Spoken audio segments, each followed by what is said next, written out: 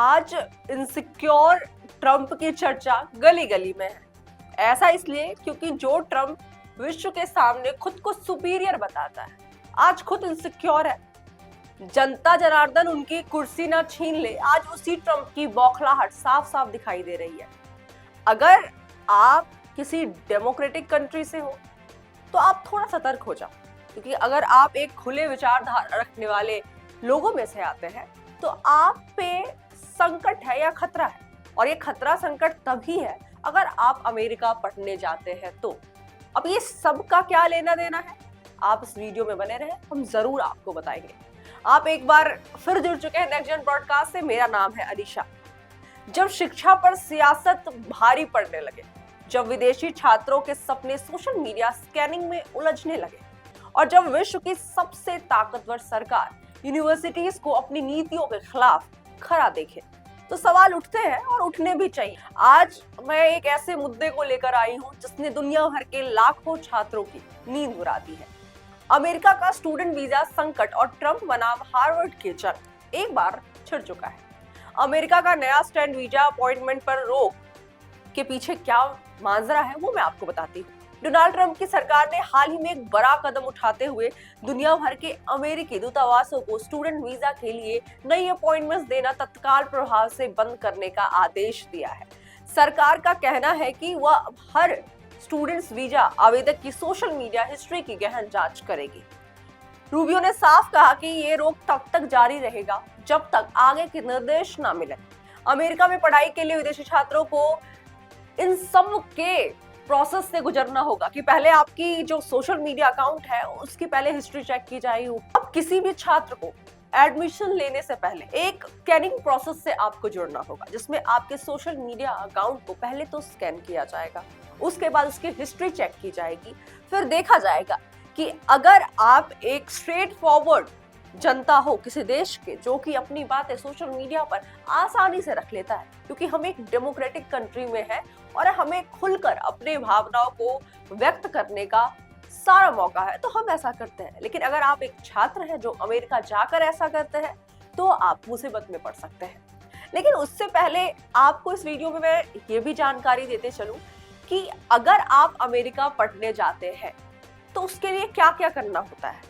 पहले ये बताते चलूं आपको, हर साल लाखों की तादाद में विदेशी छात्र खास करके भारत, चीन, कोरिया और यूरोप से अमेरिका के नामी कॉलेजों में पढ़ाई का सपना लेकर आवेदन करते हैं। दाखिला पाने की प्रक्रिया क्या है?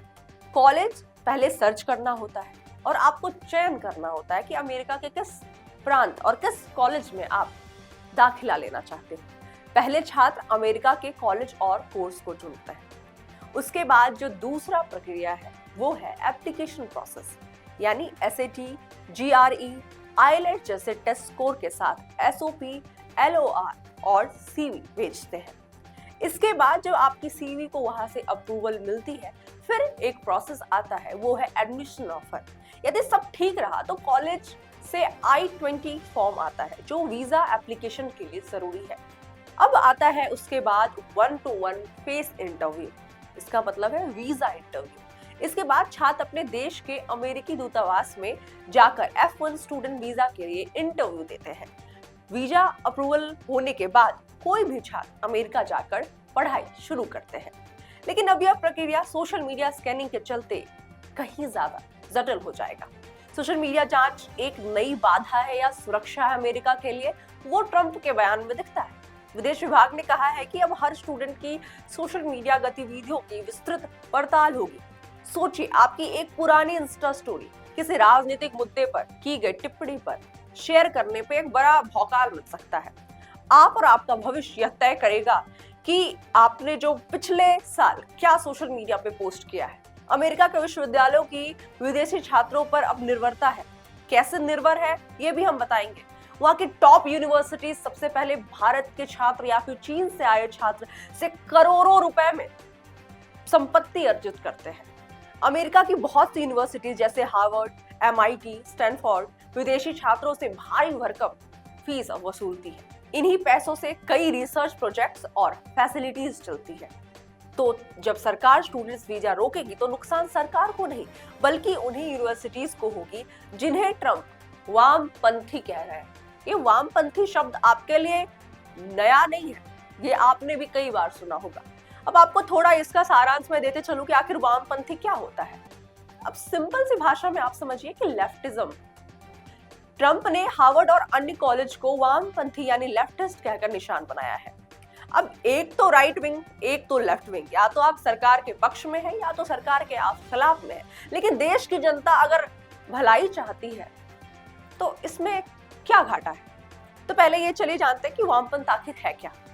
लेफ्टिज्म यानी वामपंथ एक वैचारिक सोच है, समाज में समानता और न्याय लाने का सोच है, अमीर और गरीब के बीच की खाई को पाटने की कोशिश है, सरकारी हस्तक्षेप से शिक्षा, स्वास्थ्य और रोजगार की गारंटी की ओर बढ़ने की सोच है, अल्पसंख्यक, दलितों, महिला अधिकारी और अभिव्यक्ति की स्वतंत्रता की रक्षा करने की सोच है, पूंजीवाद और कॉर्पोरेट लालच का विरोध करने की सोच है। ट्रंप जैसे दक्षिणपंथी नेता यानी राइट विंगर्स मानते हैं कि ये विचार राष्ट्रवाद के खिलाफ है, लेकिन वामपंथी का मतलब मैंने आपको बता दिया कि इसकी विचारधारा ये तय करती है कि देश के लोगों का क्या फायदा है, देश के लोग कैसे तरक्की करेंगे। ये विचारधारा है लेफ्टिस्ट का। लेकिन ट्रंप के अनुसार ये बिल्कुल गलत है। कोई एक कम्युनिटी अगर एकजुट होकर चाहती है कि वो देश की सुरक्षा और रक्षा के लिए काम करे तो ये कहां तक गलत है। लेकिन ट्रंप का मानना है यहूदी विरोधी या सरकार विरोधी माहौल बना सकते हैं। हार्वर्ड बनाम ट्रंप शिक्षा और सत्ता की टक्कर हो चुकी है। हार्वर्ड ने ट्रंप की नीतियों का खुलेआम विरोध किया, जैसे कि मुस्लिम बैन, ग्रीन कार्ड रोकना और छात्र वीजा सख्ती। इसके जवाब में ट्रंप सरकार ने हार्वर्ड पर विदेशी छात्रों के प्रवेश पर रोक लगाने की कोशिश की, लेकिन बोस्टन कोर्ट ने इसे गैर कानूनी करार देते हुए रोक लगा दी। हार्वर्ड ने कोर्ट में कहा सरकार शिक्षा के अधिकार और स्वतंत्रता पर हमला कर रही है। एसईजी अंत में सबसे बड़ा सवाल है, अब जब स्टूडेंट वीजा को सोशल मीडिया से जोड़ा जा रहा है तो यूनिवर्सिटीज को वैचारिक चश्मे से देखा जा रहा है। तो सवाल बड़ा है, क्या अमेरिका अब भी शिक्षा का वैश्विक केंद्र कहलाने लायक है? क्या स्टूडेंट्स को राजनीतिक संदिग्ध मानना सही है? और सबसे अहम सवाल, क्या हार्वर्ड बनाम ट्रंप की यह जंग भविष्य की शिक्षा नीति को तय करेगी? जहां हम हर मुद्दे के पीछे की परतों को उधेड़ते हैं, वहीं पे आज ये एक मसला, सबसे बड़ा मसला हमारे सामने, आपके सामने है कि जो उच्च दर्ज का शिक्षा लेने के लिए विदेशी कॉलेजेस में एडमिशन कराते हैं, क्या वहां पर सोशल मीडिया स्कैनिंग करना जरूरी है? ये एक सबसे बड़ा सवाल है। अगर आपने इस वीडियो को अंत तक देखा है, आपकी क्या राय है? सोशल मीडिया स्कैनिंग क्या हर देश में होना चाहिए? अगर होना चाहिए तो क्यों नहीं होना चाहिए? और अगर नहीं होना चाहिए तो उसका क्या रीजन है, उसके लिए आपका क्या ओपिनियन है?